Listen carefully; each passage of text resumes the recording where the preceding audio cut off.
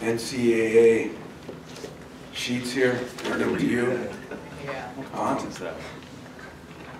This is Mac's fault. This is what they do at Georgetown.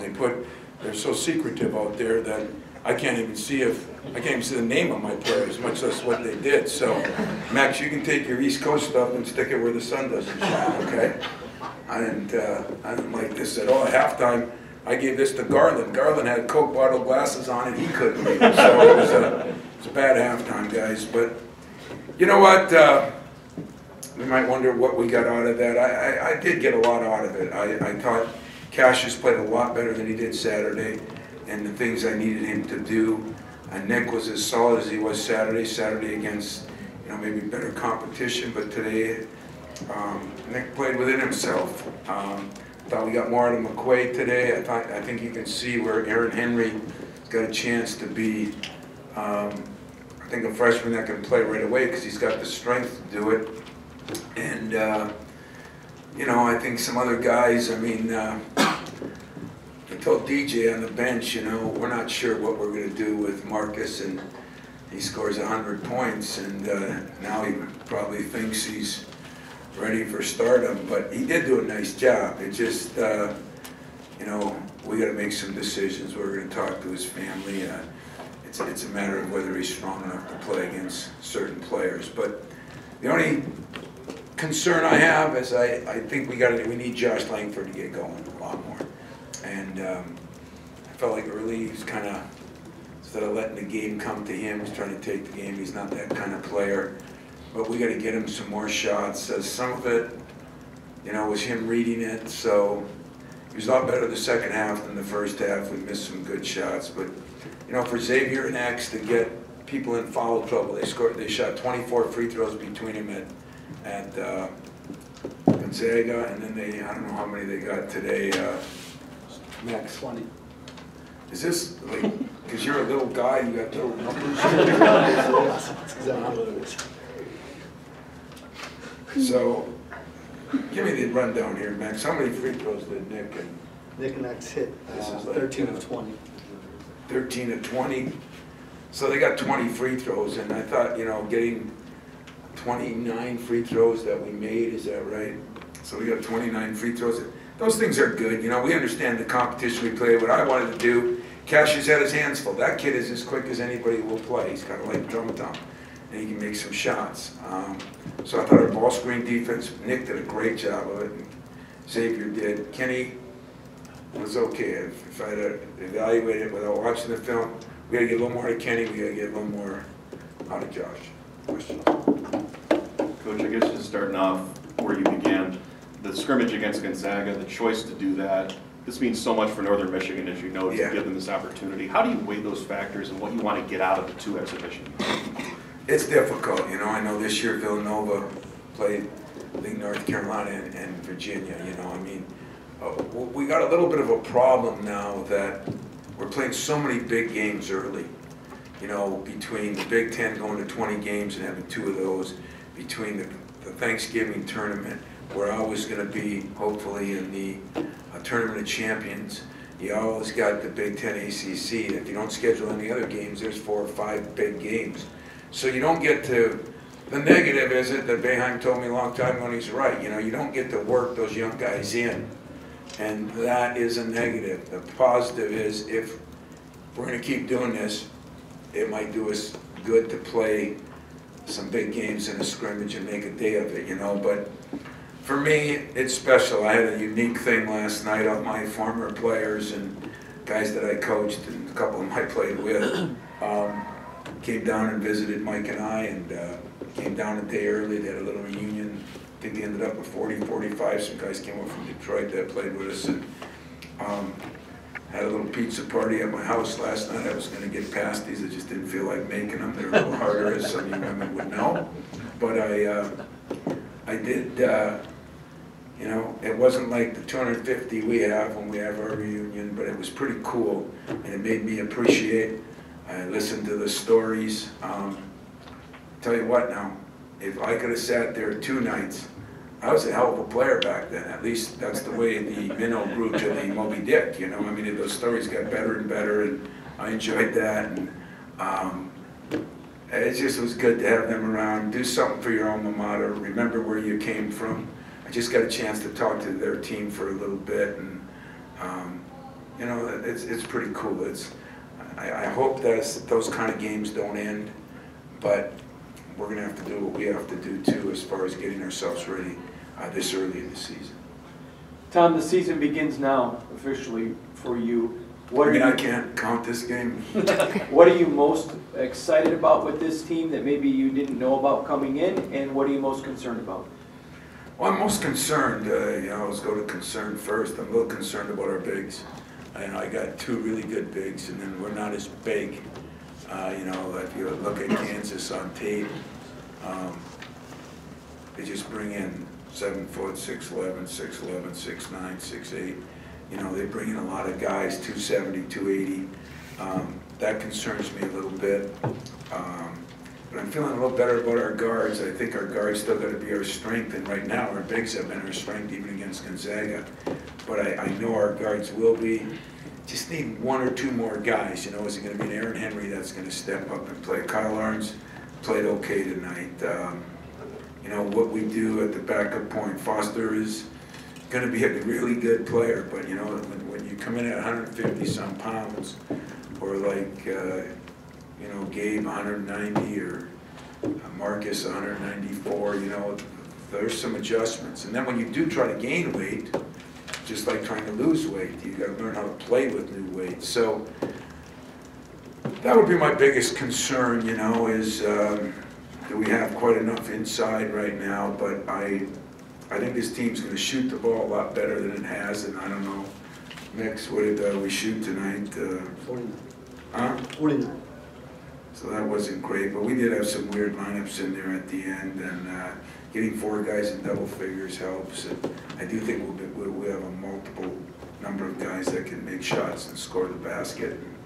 Thought our running game was good early. Cassius pushed it a lot better here than he did Saturday up in Minneapolis. So, you know, but we got a long ways to go, and it's just going to be interesting, you know, facing a team like Kansas right off the bat. Now, it's kind of a weird team. They lost some guards, but they got transfers in there. They've got, you know, a lot of things going over there.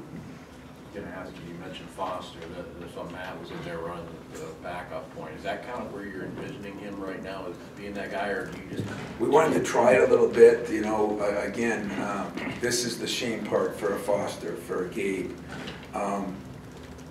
There's no room to grow here in the next 30 days. I mean, we got 6 monster games in that period, and that is the hardest part of scheduling like we schedule.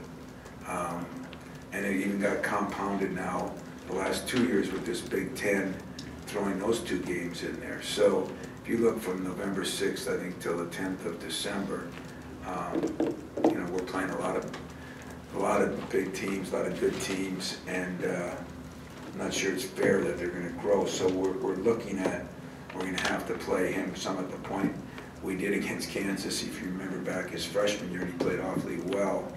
It's the other thing that I thought we did a better job of that we didn't. We fouled a lot, and we really worked on that. We fouled a lot up in Minnesota, and I thought we did a better job fronting the post, getting around them, you know, different kind of post players, but we worked harder at it. So what you hope to do from game to game is get better at the things you need to get better at. We made some progress in that area.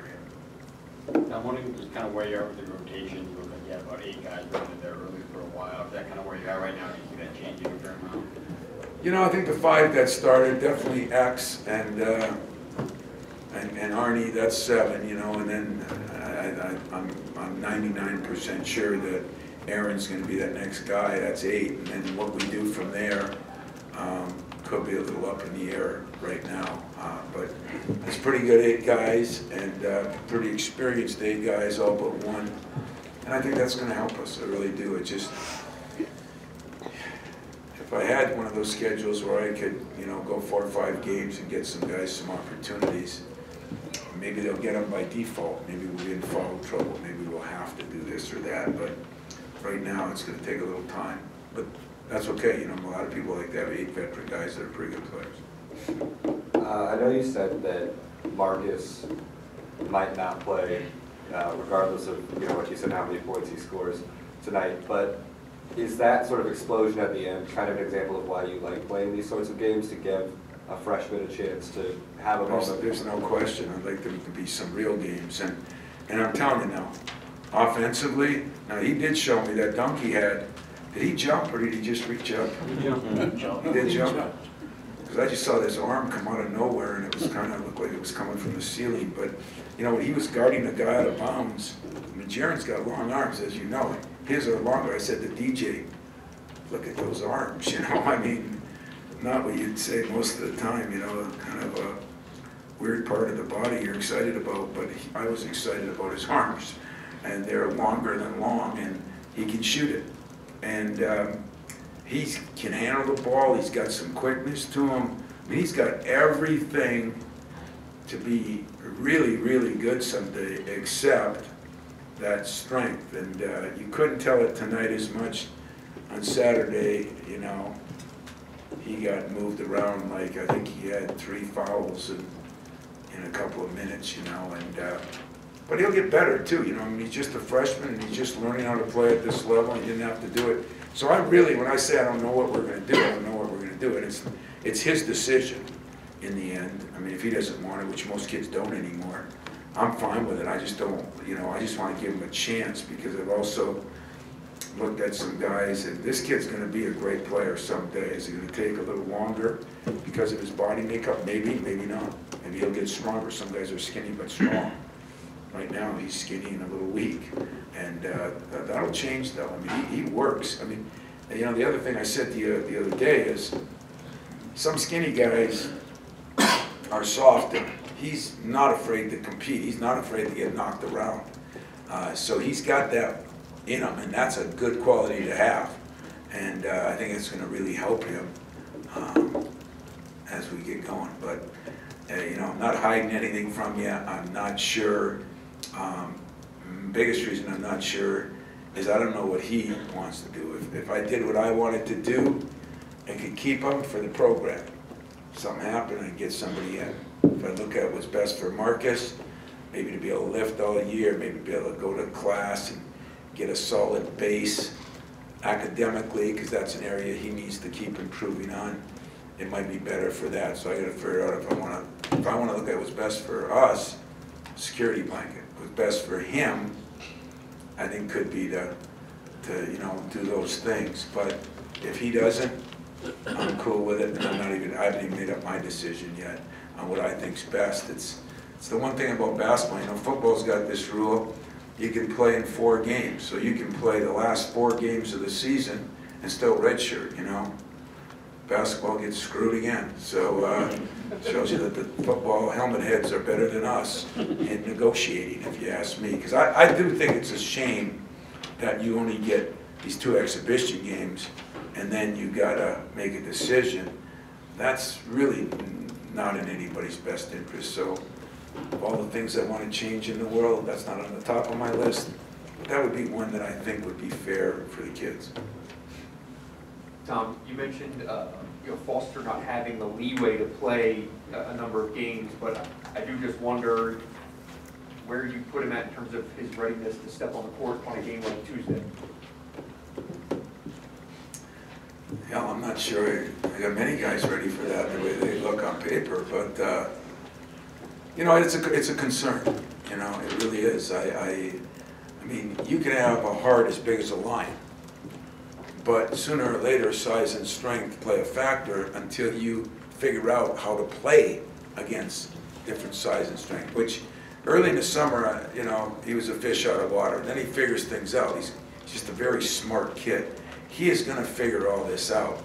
Will it be in time for these first 4 or 5 games?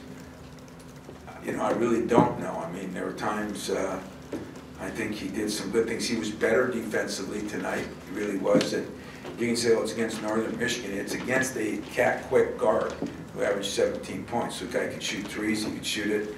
That part doesn't matter what level you're playing at, as long as he's quick. Now, are they going to be bigger, stronger guys?